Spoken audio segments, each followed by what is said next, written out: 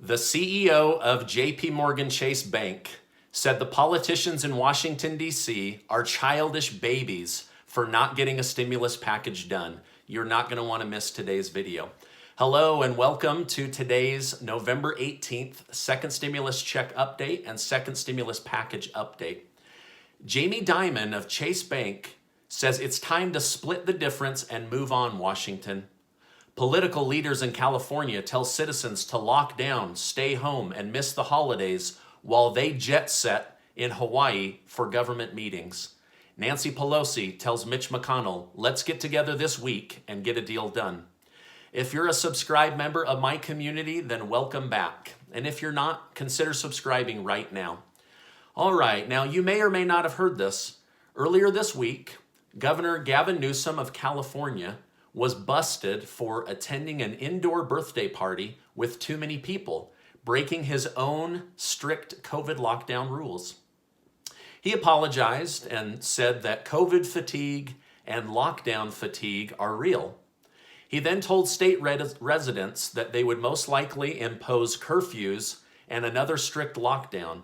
He then said to avoid Thanksgiving and family, while at the same time it was learned that government leaders and officials would be leaving California to go to Hawaii for mandatory meetings. Can you smell the double standard, or is it just me?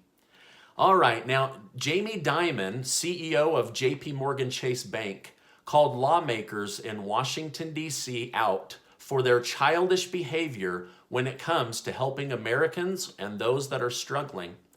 While Americans and small businesses flounder, he said, they are split between 1.5 trillion and 2.2 trillion. He said he doesn't even know what the real deal is at this point.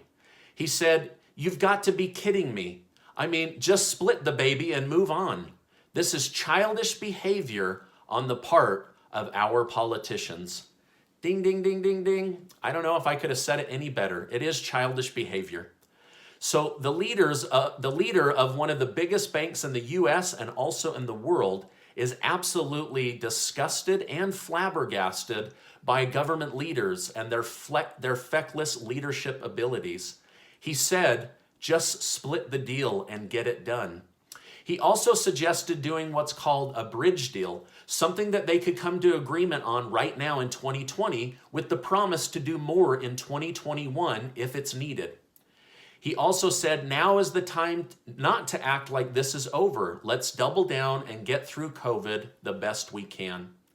Dimon said he is particularly worried about the 20% of workers at the bottom, and said that they are in real pain and that they need real help with money, jobs, and their families.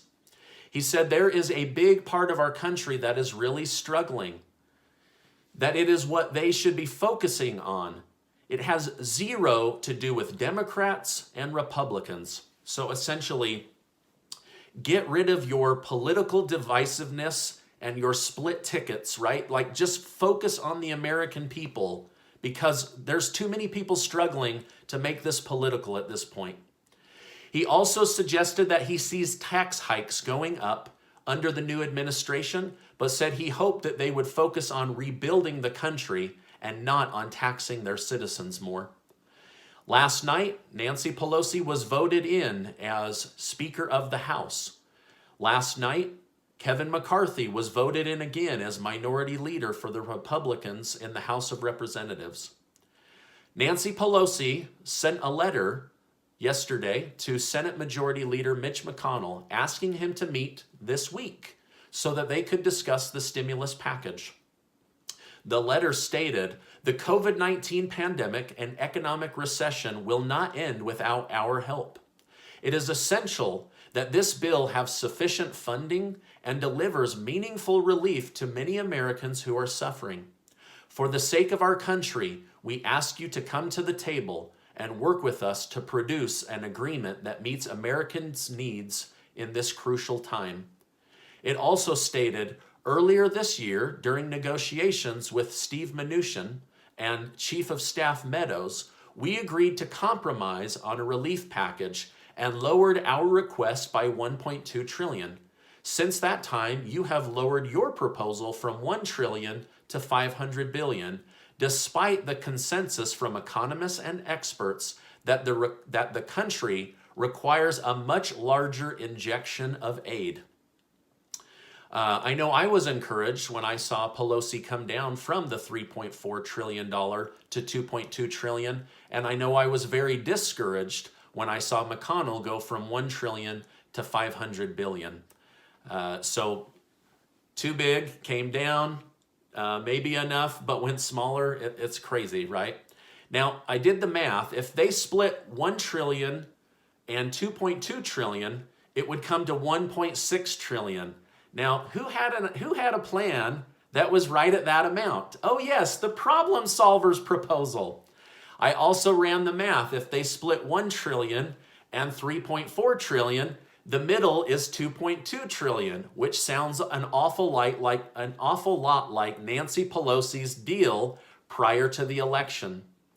To me, it looks like a deal could be done if there's the right price point, and it could be done in 2020. We just now need these politicians to get in the same room and get it done, right? Now, last night, Mitch McConnell tweeted, Republicans have tried for weeks to pass another targeted rescue package. It would send hundreds of billions of dollars to schools, unemployment aid, another round of job-saving PPP, and health care. Democrats repeatedly blocked it. Let's hope that they let us make law soon.